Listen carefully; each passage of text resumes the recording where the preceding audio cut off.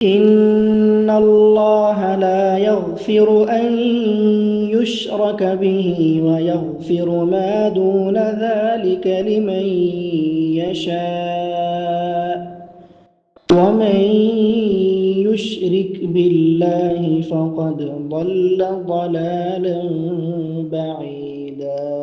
الحمد لله والصلاة والسلام على رسول الله وعلى آله وصحبه أجمعين. அன்பார்ந்த அல்லாஹ்வின் நல்லடியார்களே, அல்லாஹ்வுடைய சாந்தியும் சமாதானமும் நபிகள் நாயகம் ஸல்லல்லாஹு அலைஹி வஸல்லம் அவர்கள் மீதும், அவர்களை பின்பற்றி வாழ்ந்த சஹாபாக்கள், தாபிஈன்கள், சலஃபுகள், ஐமாக்கள் மற்றும் அனைவர்கள் மீதும் உண்டாவதாக. அன்பிற்கினியவர்களே, அல்லாஹ்வுடைய மாபெரும் கிருபையினால் நாம் ஜும்ஆவுடைய இந்த நாளை அடைந்தோம். ஒவ்வொரு ஜும்ஆ நம்ம இந்த தொழுகையை நிறைவேற்றி வருகின்றோம். ஆனால் இந்த ஜும்ஆவினுடைய முழுமையான நன்மை நமக்கு கிடைக்கின்றதா அப்படிங்கிறது நம்ம யோசிக்க வேண்டிய ஒரு விஷயமா இருக்கு. ஜும்ஆ மட்டும் இல்லை, எல்லா தொழுகையும் கண்டிப்பாக தொழுகை, நோன்பு, ஜகாத் அனைத்தையும் ஏற்றுக்கொள்ளக்கூடியவன் அல்லாஹ். நம்ம செய்கின்றோம், அதை அல்லாஹ் ஏற்றுக்கொள்கின்றானா இல்லையா அப்படிங்கிறது நமக்கு தெரியாது. இன்ஷா அல்லாஹ் அல்லாஹ் ஏற்றுக்கொள்ளணும். ஆனால் அதை ஏற்றுக்கொள்வதற்கு நம்ம சரியான முறையில் அதை பண்றோமா? ஜும்மாவுடைய தலைப்பு இது இல்லை, ஒரு சின்ன குறிப்பு தான். ஏற்றுக்கொள்ள அளவுக்கு நம்ம சரியா பண்றோமா? முழுமையான அதனுடைய வாஜிபுகளை, சுன்னத்துகளை, ஃபர்துகளை பண்றோமானா அது மிகப்பெரிய ஒரு கொஸ்டின் மார்க் தான். அதிலும் குறிப்பாக ஜும்மால நபி ஸல்லல்லாஹு அலைஹி வஸல்லம் என்ன சொல்லியிருக்காங்க அப்படின்னு சொன்னா, மற்றவர்கள் பேசிக்கொண்டிருக்கிறார்கள், யாரோ ஒருத்தவங்க பேசுறாங்க, நம்ம அவங்க பேசாதீங்க நம்ம செய்கை காட்டினா கூட நம்ம ஜும்மா பால் எடுக்கிறோம். நம்ம நன்மை தான் பண்றோம், பேசாதீங்கன்னு சொல்லி என்ன பண்றோம்? நன்மை பண்றோம். ஆனா அதுவே நம்மளுடைய ஜும்மாவுடைய நன்மை முழுமையா நம்மளுக்கு கிடைக்காதான். சில நேரங்களில் நம்ம ஜும்மாவே புரியாது, வேற மொழியில இருக்கலாம், நம்ம வேற மொழி, தாய்மொழி வேற இருக்கலாம், வேற வழி இல்லாம இங்க வரக்கூடிய சூழ்நிலை இருக்கலாம். அப்படியே நேரத்தில் நம்ம சரி நம்மளுக்கு புரியலையே, நம்ம ஃபோன் நோண்டலாமா, இல்லை நம்ம வேற ஏதாவது நம்மளுடைய குரானை ஒதுக்கலாமா அப்படின்னா அதுவும் பண்ணக்கூடாது. புரியலையானா கூட நம்ம கேட்கணும். அப்போதான் அந்த ஜும்மாவினுடைய முழுமையான நன்மை நம்மளுக்கு கிடைக்கும். இல்லைன்னா நம்ம நன்மையை வேஸ்ட் பண்ணிடுவோம். தேவையில்லாம நம்ம இவ்வளோ நேரம் அமைதியாக உட்காந்து தொழுது ஒரு நன்மையும் கிடைக்கலன்னா நம்மளுக்கு என்ன இல்லை, அது பிரயோஜனம் இல்லாமல் போயிடும். சரி, ஹை அன்பார்ந்தவர்களே, இன்னைக்கு நம்ம பேச இருக்கக்கூடிய முக்கியமான விஷயம் என்னன்னு பார்த்தீங்கன்னா, உலகத்தில் நம்மை வழிகெடுக்கக்கூடிய விஷயங்கள். நாம் சரியான ஒரு பாதையில போய் கொண்டிருக்கிறோம். நம்முடைய இலக்கு என்பது சொர்க்கத்தை அடைவது. அப்படி சொர்க்கத்தை அடையக்கூடிய நம்ம அந்த டெஸ்டினேஷனை, அந்த இலக்கை, லட்சியத்தை அடையணும் அப்படின்னு சொன்னா நமக்குன்னு ஒரு பாதை இருக்கின்றது. அந்த பயணத்தை நோக்கி போய் கொண்டிருக்கிறோமா? அந்த ரோடு மேப் நோக்கி நம்ம போய் கொண்டிருக்கிறோமா? அதுலதான் கரெக்டா டிராவல் பண்றோமா அப்படிங்கிறது நம்ம பார்க்கணும். அப்படி பண்ணும் பொழுது சில தடங்கள் வரும், சில ஸ்பீட் பிரேக் வரும், சில பள்ளங்கள் வரும், குழிகள் வரும், வழிமறிப்புகள் வரும். அதை நம்ம எப்படி டேக்கிள் பண்ணணும், எப்படி அதை நம்ம கையாள வேண்டும், அது என்னென்ன விஷயங்கள்ல வரலாம் அப்படிங்கிறது ஒரு சின்ன ஒரு கண்ணோட்டம் நம்ம இன்றைக்கு பார்க்கணும். இன்ஷா அல்லாஹ். அல்லாஹ் இந்த உலகத்தை பத்தி அல்லாஹ் சுப்ஹானஹு வ தஆலா சொல்லும் பொழுது, இன்னமா மஸலுல் ஹயாத்தி துன்யா கமாஇன் அன்ஸல்னாஹு மினஸ் ஸமா فاختلط به نبات الارض مما ياكل الناس والانعام. என்ன சொல்ற அல்லாஹ் சுப்ஹானஹு வ தஆலா, இந்த உலகத்தினுடைய உதாரணமாவது மழையை போன்றது. வானத்திலிருந்து மழை பெய்யுதுல, மழை பொழிகின்றது. அந்த மழையை போன்றது. அது வானத்திலிருந்து மழை பொழிந்ததுக்கு பிறகு விளைச்சல் உருவாகுது, விவசாயத்திற்கான தண்ணீர் கிடைக்குது, அதன் மூலமாக நம்ம என்ன கிடைக்குது, மரங்கள் செடிகள் கொடிகள் வளர்கிறது. அப்படி வளரும் பொழுது மனிதன் என்ன பண்றான், ஹத்தா இத அஹதத்தில் அர்து ஸுஹ்ருஃபஹா, அது ரொம்ப அழகான ஒரு வடிவத்தில் வருது. ஆஹா, நாளைக்கு அறுவடை செஞ்சிடலாம், நாளைக்கு கல்டிவேஷன் பண்ணிடலாம். வஸய்யனத் வظن அஹ்லுஹா அன்னஹும் காதிரூன அலைஹா, அதை அறுவடை செய்யக்கூடியவர்கள் நாளைய தினம் நம்ம பண்ணிடலாம், இன்னைக்கு நம்ம நிம்மதியாக போய் தூங்கலாம், நாளைக்கு நம்ம அறுவடை செஞ்சு அதனுடைய பொருளாதாரம், அதுக்கு நம்ம கிடைக்கக்கூடிய பலன்கள் எல்லாம் அப்படின்னு ஒரு கனவுல தூங்குறாங்க. அன்னஹும் காதிரூன அலைஹா அதா அம்ருனா லைலன் அவ் நஹாரன் ஃபஜஅல்னாஹா ஹஸீதன் கஅல்லம் தக்ன பினஸ்.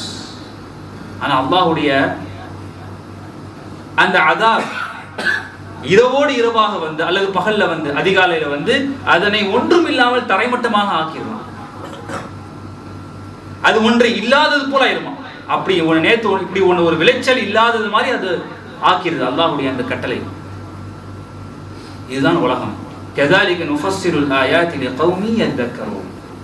யார் சிந்திக்கிறாங்களோ அவர்களுக்கு இந்த மாதிரியான அத்தாட்சிகளை நாங்கள் விளக்குவோம், எக்ஸ்பிளைன் பண்ணுவோம் என்று அல்லாஹ் சொல்கிறார். பண்பாண்டவர்களே, நமக்கு எப்படி இருக்குன்னு சொன்னா நிறைய லட்சியங்கள் இருக்கு உலகத்துல. ஆனா அதை அடைவதற்கு முன்னாடியே நம்முடைய காலங்கள் முடிந்து விடலாம். அது நாளைக்கு கிடைச்சிரும், நாளைக்கு இது கிடைச்சிரும் அப்படிங்கிறது நினைச்சுக்கிட்டு இருக்கும்போது சுத்தமா என்ன ஆயிரும், ஓவர் நைட்ல எல்லாமே கொலாப்ஸ் ஆயிரும். இந்த மாதிரி நிறைய உதாரணங்கள் நம்முடைய வாழ்க்கையில் நடந்திருக்கலாம். அனுபவங்கள். அது அல்லாஹ் வந்து நம்மளுக்கு என்ன சொல்றான், ஒரு படிப்பினை தரான். நாளைக்கு உங்களுடைய மரணம் வருவதற்கு முன்னாடியே இதெல்லாம் படிப்பினைகள். இந்த உலகத்துல சின்ன சின்ன இழப்புகள், சின்ன சின்ன லாசஸ்லாம் இருக்கதான் செய்யும். அதெல்லாம் என்னது, நம்மளுக்கு ஒரு படிப்பினை. ஓகே, இது நிரந்தரம் அல்ல. பெரிய லாஸ் எது, மரணம். அதாவது அந்த மரணம் வந்ததுக்கு பிறகு நம்ம எதுவுமே நம்மளுடைய அமல இல்லைன்னு சொன்னா, நம்மளுடைய அமல்கள் எதுவுமே இல்லைன்னு சொன்னா அது மிகப்பெரிய லாஸ். அதை நம்ம திருப்பி நம்ம என்ன பண்ண முடியாது, ஈடுகட்ட முடியாது, அந்த லாஸை கவர் பண்ண முடியாது. இந்த சின்ன சின்ன லாஸ்கள், தற்காலிகமான இந்த நஷ்டங்கள் எல்லாம் என்ன பண்ணிடலாம், கவர் பண்ணிடலாம். நம்முடைய பொருளாதார இழப்பு, உயிரிழப்பு, எல்லா இழப்புகளும். ஆனா மரணம் முடிஞ்சுன்னா நம்மளுடைய சான்ஸ் ஓவர்.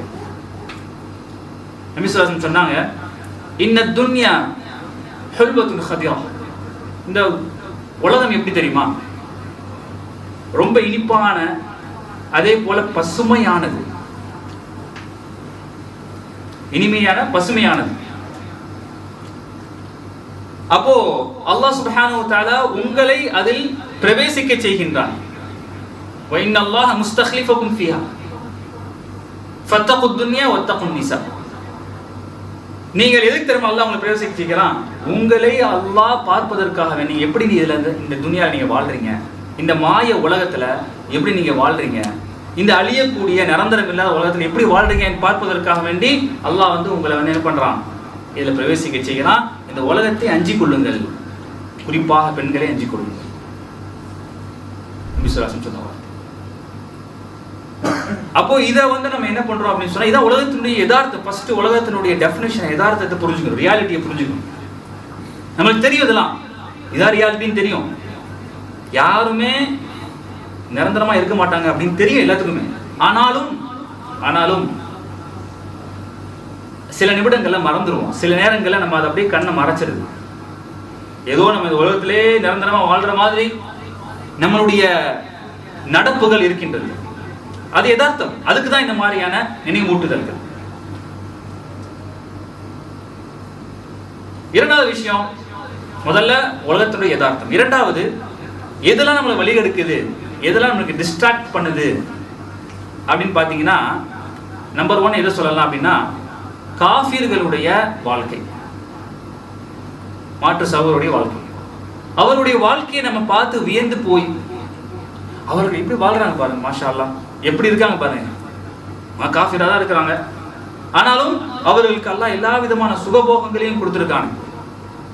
அப்படின்ற ஒரு இது நம்மளை என்ன போகுதுன்னா வியக்க செய்கின்றது. அது ஷைத்தான் கெடுக்கக்கூடிய ஒரு வழிமுறை. ஆனா அல்லாஹ் என்ன சொல்றான், يَعْلَمُونَ ظَاهِرًا مِنَ الْحَيَاةِ الدُّنْيَا وَهُمْ عَنِ الْآخِرَةِ هُمْ غَافِلُونَ. அவர்கள் இந்த உலகத்தினுடைய வெளித்தோற்றங்களை மட்டும்தான் அறிவார்கள், மறுமையை அவங்களுக்கு தெரியாது. மறுமையில என்ன இருக்குன்றது அவங்களுக்கு தெரியாது, அதை பற்றி அவங்க அறிவில்லாதவர்கள். சோ அப்படி இருக்கும்போது இவர்களுடைய இந்த வெளித்தோற்றங்களை மட்டும் நம்ம பார்த்து நம்ம வியந்து போக கூடாது. அது வெறும் வெளித்தோட்டம். இன்னும் சில பேர் என்ன சொன்னா, அவங்களோட வெளித்தோட்டம் அழகா இருக்கும், ஆனா உள்ள போய் பார்த்தீங்கன்னா இருக்கிறதுலே மோசமான வாழ்க்கையை வாழ்ந்து கொடுக்கும், நிம்மதி இல்லாத வாழ்க்கை. அதனால அதை கண்டு நம்ம வியந்து போவது நம்மளுடைய முட்டாள்தனம். அவங்க என்ன, அவங்களுக்கு எல்லா விதமான வசதி வாய்ப்புகள் இருக்கலாம், கவலை இல்லாத வாழ்க்கையா வெளியே தெரியும். ஆனா உலகத்தை பொறுத்த வரைக்கும் பிறப்பிலிருந்து இறப்பு வரை அல்லாஹ் என்ன சொல்லியும், லக்கத் ஹலக்னல் இன்சான் ஃபீ கபத். மனிதனை நாங்கள் கபதில் படைத்தோம், அதாவது கஷ்டத்தில் படைத்தோம். அப்படின்னா என்ன அர்த்தம்? பிறப்பிலிருந்து இறப்பு வரை அவனுக்கு கஷ்டம் இருந்துகிட்டே இருக்கும். அது யதார்த்தம். கஷ்டம் இல்லாத வாழ்க்கை இருக்காது.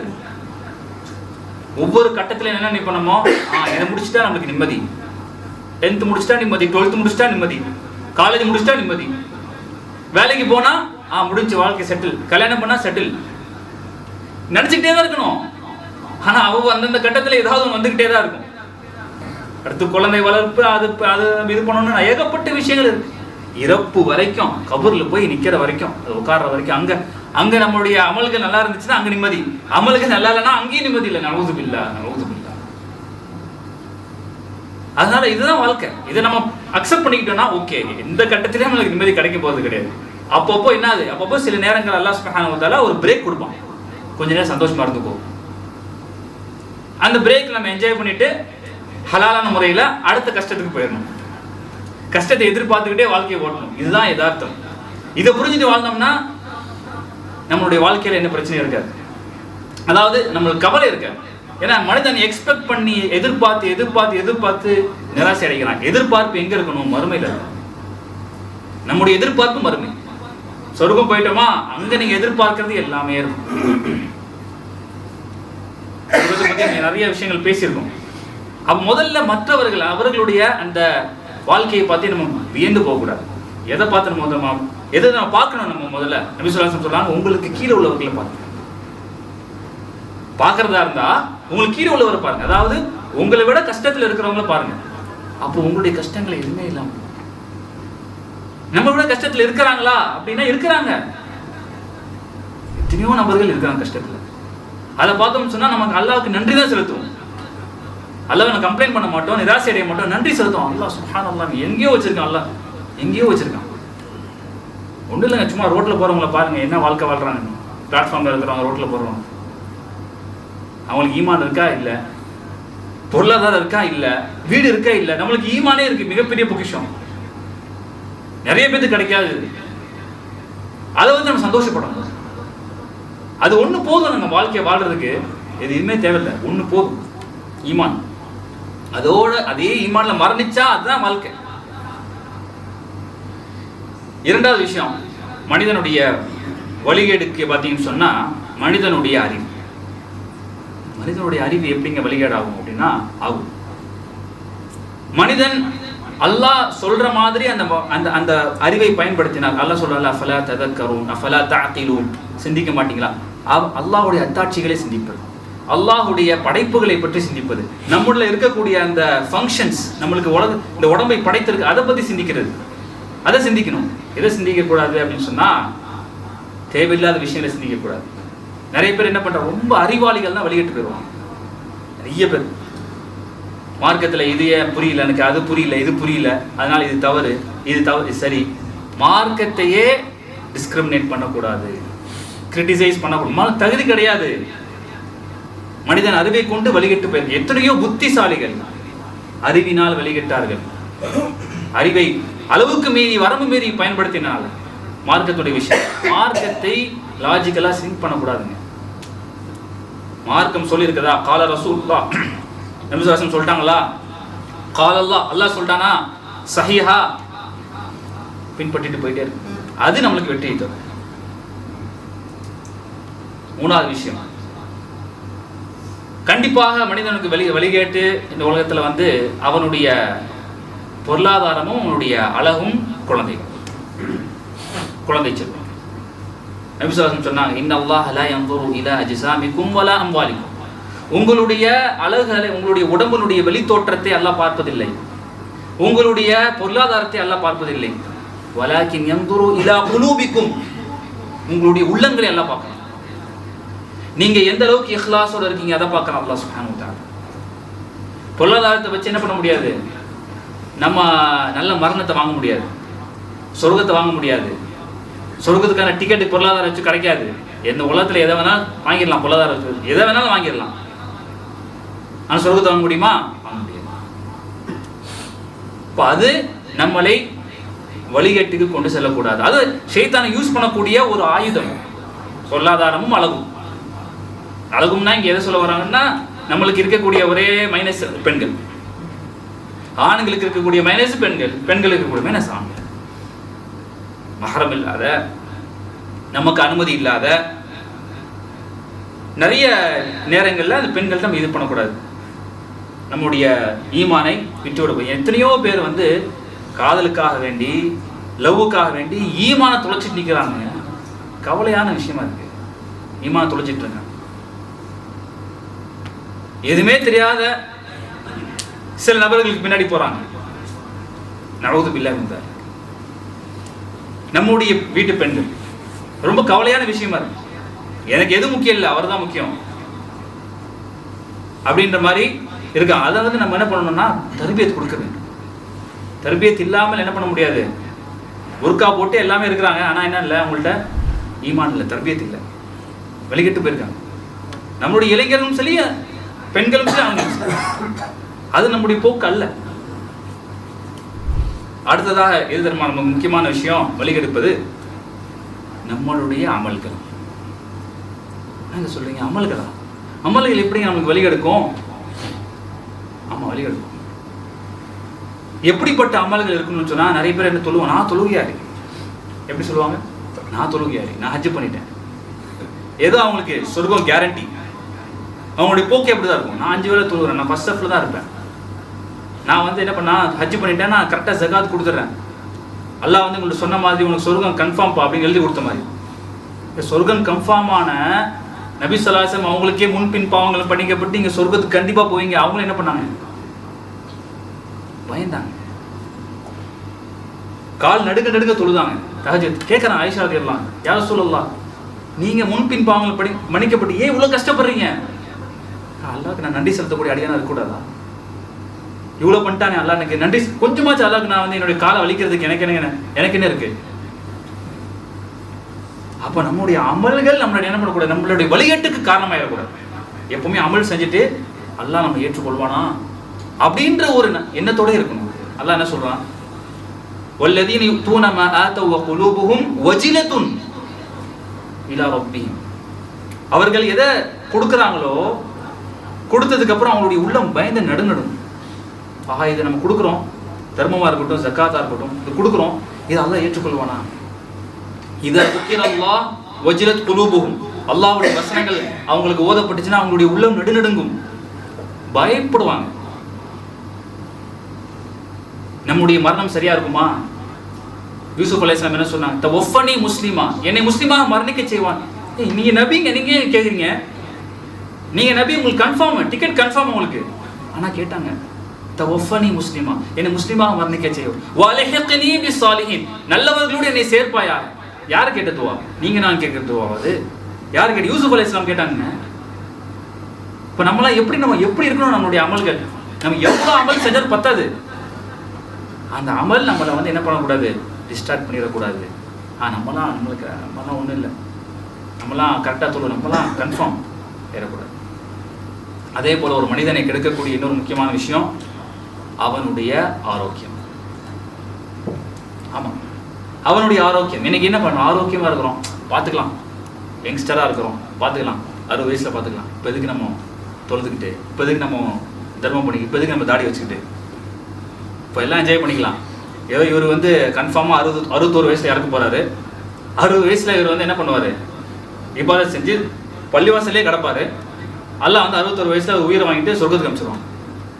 இப்படிதான் இருக்காங்க. யாருக்கு தெரியும் 60 வயசு வரைக்கும் நீங்க வாழ போறீங்கன்னு? நம்மளுடைய ஆரோக்கியம் நம்மளே வழிகெடுத்துட வேண்டாம்.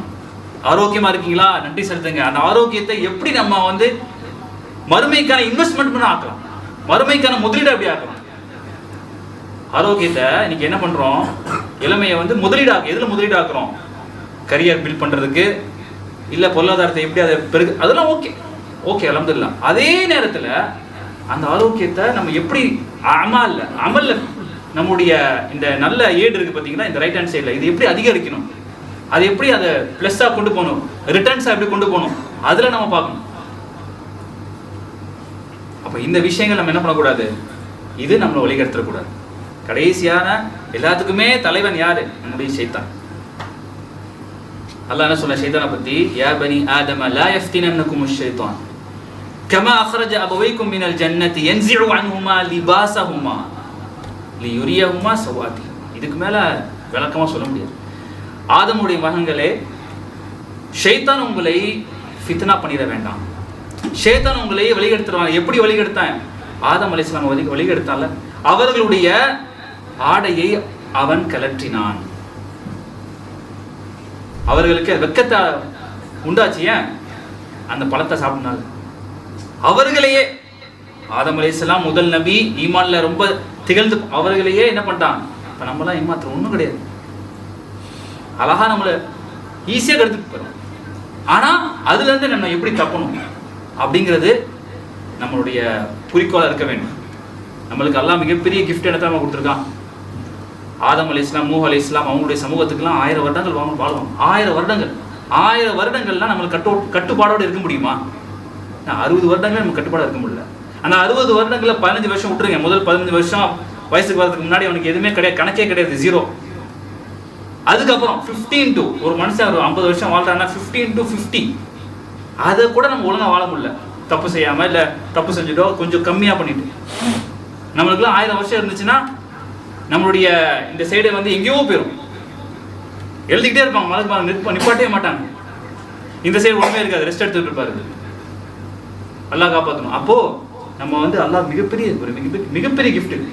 அதனால அன்பார்ந்தவர்களே, இந்த காலகட்டத்தில் இனிமேல் கிட்டத்தட்ட பாதி வருஷம், எல்லாத்தையும் இங்கே பாதி வருஷம் முடிஞ்சிருச்சு, பாதி ஆயுள் முடிஞ்சிருச்சுன்னு நம்புறோம். பாதி ஆயுள் முடிஞ்சிருச்சு நம்புறோம். எவ்வளோ இருக்க போது அல்லாஹ் தெரியாது. 1 வருஷமா, 2 வருஷமா அல்லாஹ் காப்பாற்றணும், இல்லை 30 வருஷமா அல்லாஹ் இன்ஷா அல்லாஹ் நீண்ட ஆயுளை தரணும். அப்போ அதனால நம்முடைய இருக்கக்கூடிய மீத காலத்தில் யோசிச்சு எது நம்முடைய இலக்கு, எது நம்முடைய சொர்க்கம், அந்த இலக்கை எப்படி அடையணும், இந்த வழிகேட்டான இந்த டிஸ்ட்ராக்ஷன்ஸ்களை, இந்த சிந்தனைகளை, தவறான சிந்தனைகளை எப்படி நம்ம ஒழிச்சு நம்மளுடைய இலக்கை அடைய போறோம் என்று நம்ம வந்து யோசிச்சு அல்லாஹ் அதுக்கு தௌஃபீக் தருவானாக. வாஹு தஅவானா அல்ஹம்துலில்லாஹி ரப்பில் ஆலமீன்.